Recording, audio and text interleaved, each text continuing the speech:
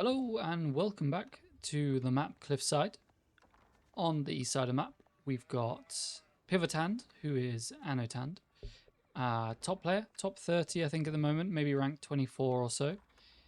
Playing the English and looking like he's going for a bit of a men-at-arms rush. So interesting to see who or how our opponent will deal with that. And Anatand's opponent today, once again, is Kiljardi. Casted him earlier today, the most recent video up on my channel. He was playing a camel civ again. I am biased towards the camel civs, the Abbasid and the Ayyubids for sure.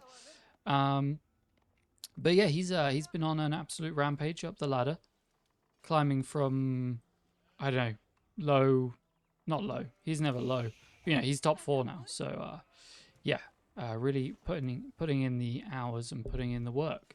So thought we'd like to see how he's doing, what strategies he's coming up with, and how he gets on this game.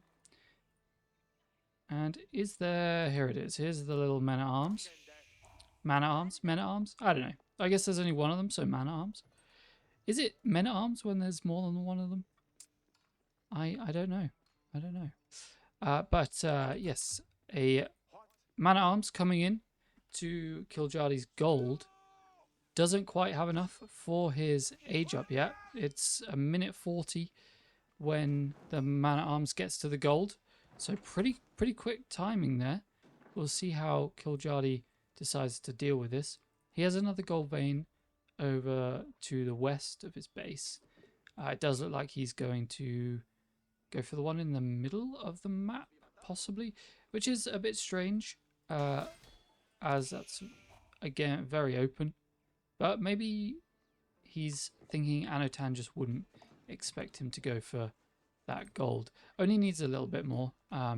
Basically, how many has he got here? 5. If they each have 10, he doesn't quite have enough. So we'll see how much he ends up bringing back to the base. Man-at-arms just sieging down the mining camp. No big deal, really. So he's got 10, 20, 30, 40, 50. Well, this isn't going to be enough. This is going to be 198. But he could use the culture wing, but he could have already used that. And I think that's a bit of a waste to use that going up into the feudal age. And there's the 198 gold. That is super unfortunate. He is just short, just shy of his age up. Age up coming down for Anotand. Council Hall, no surprise here. Mass up the longbows. Very good into the Ayyubids in feudal, but once the Ayyubids get up to castle age, they do have the Gulams to deal with the longbowmen quite successfully. He has put one more on gold. Where is this guy? He's run out to gold. Oh, he's going all the way out here. That's quite a trek. He is losing a lot of time.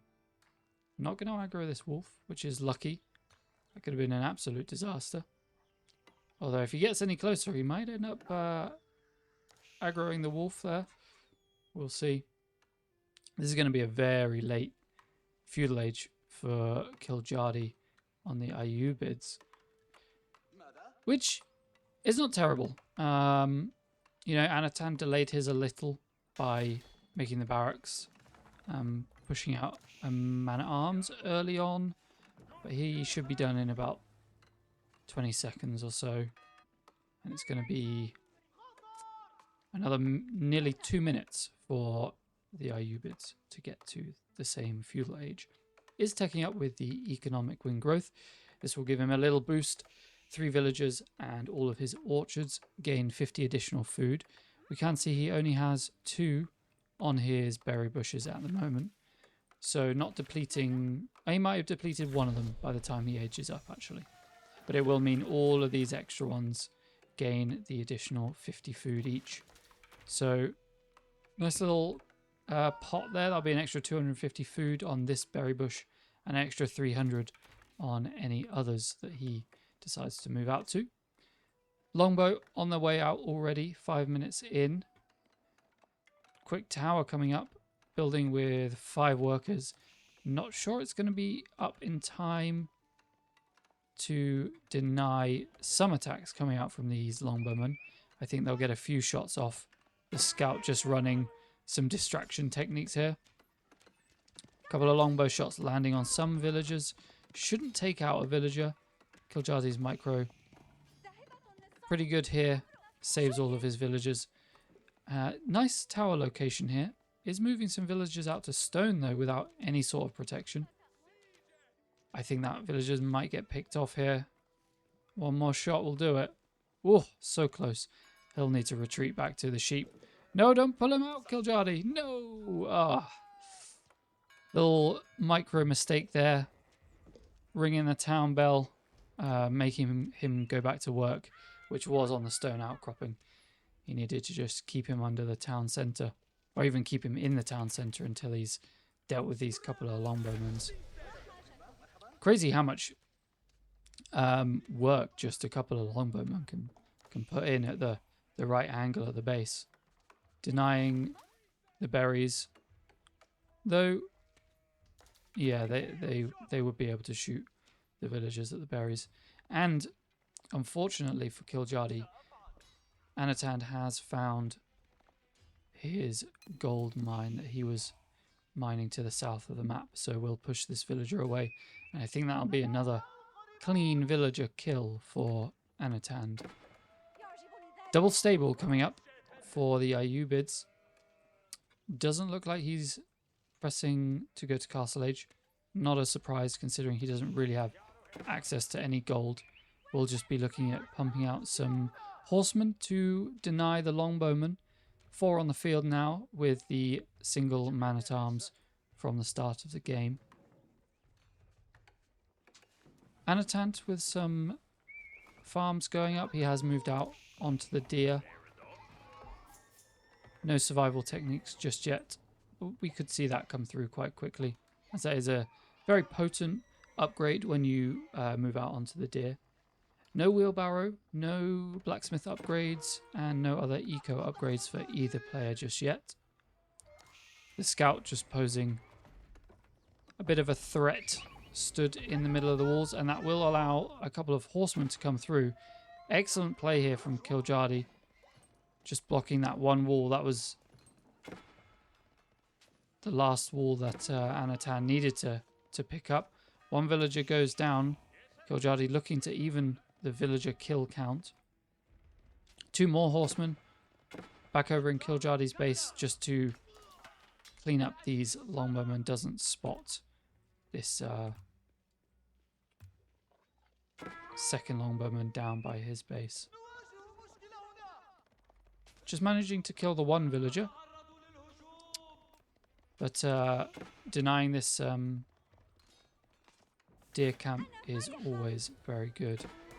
Blacksmith coming up, so Kiljadi definitely looking to stay in Feudal Age, get some more upgrades, and maybe keep the pressure on Anatan, who is going to take up to Castle Age. So we'll have to see who comes out on top here. Will it be the Ayubids sticking in Feudal and getting some upgrades? Although he put the blacksmith down and now has 16 on gold, so he's definitely looking to go up to Castle Age as well. Perhaps he spotted how many villagers were on the gold for the English. Another little raid now has taken out 2 more villagers. So has pulled a little ahead in the villager count, 34 to 28. Horsemen just proving to be a bit of a nuisance. And we do see the King's Palace landmark coming down for the English. This will give him a boost in eco, as he will be able to produce double the amount of villagers that the Ayubids can, considering he's still on 1 TC. Managed to mine 52 stone, which did end up going out to the outpost. So perhaps he was never looking to get a second TC. It was always just for the defensive emplacement. Sounded like the tech up coming down. It is the logistics culture wing age up, which will give him 3 dervishes, and that will allow him to get out onto the map. Villager on longbow action here. Shame they don't have a ranged attack, else this longbowman would not be getting out. Buying a little bit of time there, though. Not too bad. The English do reach Castle Age, and extra villagers are now coming online. We'll see what direction Anatan wants to go. He has placed down a stable. He has his barracks from the start of the game, along with the council hall. Obviously, he acts as 2 archery ranges. So, many options for him. He can go infantry. Obviously, he's probably going to go some longbowmen. There are only 3 horsemen out on the field for Kiljardi. Castle Age almost done, and he's got his rally point set to this first relic over here. If he can try and grab 3 of those, or maybe even 4 if he can get some of these further afield ones, that would be very good. And I imagine he will pop the monastery down as soon as he hits Castle Age, as he does have the wood. Did put down 2 more stables, so indicative of camel lancers, perhaps, which is immediately what's queued. So he's definitely going to need some more food income here. They're 130 with 110 gold. He's got plenty on gold. The mosque comes down now, ready to receive the relics that the dervishes are heading out to. First one over on this southeast side. 2 actually down on the southeast side. Very nice and easy pickups here. Absolutely nothing to contest. Where's his third one ended up? You get 3 dervishes, right? And the third one going for the more risky route in the very north of the map. And Anatan not making any attempt to stop these dervishes coming out. Very quickly, 3 camel lancers on the field with 3 more in queue. Oh, he didn't go for the far one. Okay, he went for the one really close. That was risky. I thought he was headed straight up to this one in the north, which I think possibly would have been a better bet. I don't think it looked like Anatan would have spotted that or countered it. So has secured 1 relic. Second one secured as well, and the dervish will head up to that original one. Anatan does manage to grab the one close to his base, so I think that'll just be 1 for him, 1 for the English, and 3 for the Ayyubids, with the the 4th one as well for the Ayyubid player. Did put down 2 mosques in anticipation for the many relics that'll come in, and this will just give Kiljardi a very nice steady flow of gold. Quite a few spearmen coming out for Anatan. Has read that Kiljardi is trying to amass these camel lancers. Spearmen definitely the answer here, along with the crossbowmen. Hasn't gone into any more longbowmen, as well, Kiljardi just has the perfect counter for them. Diving into some TCs now. Has 1 rank of the ranged armor. Has lost an expensive camel archer already though, and is running headfirst into the Wololo, but does manage to turn around in time. Not causing too much harm here with his camel lancers, but perhaps just buying himself some time to macro behind it and pull the English army away from his own base. Let's check in, see what Kiljardi's getting up to. A little bit of a switch in production here. 3 archery rangers. They will be perfect counters to both the units that Anatan is producing, the crossbowmen and the spearmen, as Kiljardi looks to mass up some archers. No upgrades to veteran yet, no upgrades to damage, and Anatan actually, same as Kiljardi, no blacksmith upgrades whatsoever. Focus solely on economy.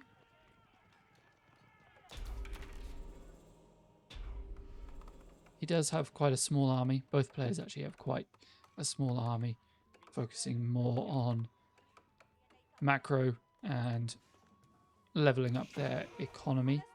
2 sacred sites captured with the dervishes for Kiljadi, which means his gold income well over double what Anatan is bringing in. Just has this 1 gold vein being mined at the moment. Quite a few villagers on there. I think got 11. Definitely needs more food income, does our English player. And needs to clear out these camels and solidify these walls to stop these raids coming in, which are just pulling Anatan in all sorts of directions at the moment. Some archers firing down on the villagers on the deer camp. That's going to push him off some more food. There's a lowly berry bush out here, but probably needs to transition to farms, because these camels are just going to cause absolute havoc. Won't allow our English player to move out to any of the berries. Doing a great job, Kiljadi, of containing the English player, keeping him well pressured in his own base, whilst he takes the 3rd sacred site. Pretty advantageous sacred site positioning for the Ayyubids, actually, this game. I didn't really spot that early on, but I'm sure Kiljadi saw how close these 3 sacred sites were and how difficult it would be for Anatan to actually defend them going forward. So, great read of the map from the Ayyubid player, taking up to Castle Age, getting those dervishes out. 14 workers killed by all of these camel lancers. 18 now, as Kiljadi attacks on multiple fronts. And Anatan just doesn't really have an answer to this. The spearmen might get a poke off here and there, but basically just running around in circles. A Springald and a Mangonel coming out. The Mangonel will definitely do a very good job of cleaning up the archers. And I guess he can then park his spearmen on top of the Mangonel to defend them against the camel lancers. But the Mangonel is slow. The camel lancers are a lot faster, so we'll be able to do these hit and run tactics over and over again. As you can see, just working so well for the Ayyubids player. 23 workers killed in this game, keeping the villager count even. So eco on both sides actually is basically even. Sacred timer is ticking down, but probably not for Anatan to worry about just yet. We've got a bit of an engagement here. Camel Lancers going straight for the Mangonel. No villagers to help heal it up, and that Mangonel does go down. That's a big investment there lost for Anatan. Army value looking heavily in favour of Kiljadi now. He's just done an excellent job of whittling down the English villagers over and over and over. 27 worker kills. Now archers just under the tower picking out any straggler villagers. Nearly 30 villagers killed now in a 19-minute game. And I think it would be very difficult for Anatan to come back from this. I'm not sure what you can do against these camel lancers. You know, once they're behind the walls, some crossbowmen perhaps. But yeah, really starving Anatan out this game. Great play by Kiljadi. Also reading the unit composition that the English had and switching over to 3 archery rangers to pump out 1 unit to counter the entire army of Anatan. Always good. A lowly 10 spearmen on the field for the English. I don't think that's going to cut it. 15 camel lancers, 16 archers. Anatan realizes it and he taps out. GG. Great game there from Kiljadi. Another win on the board. Climbing that ladder. Thanks for watching. See you in the next one.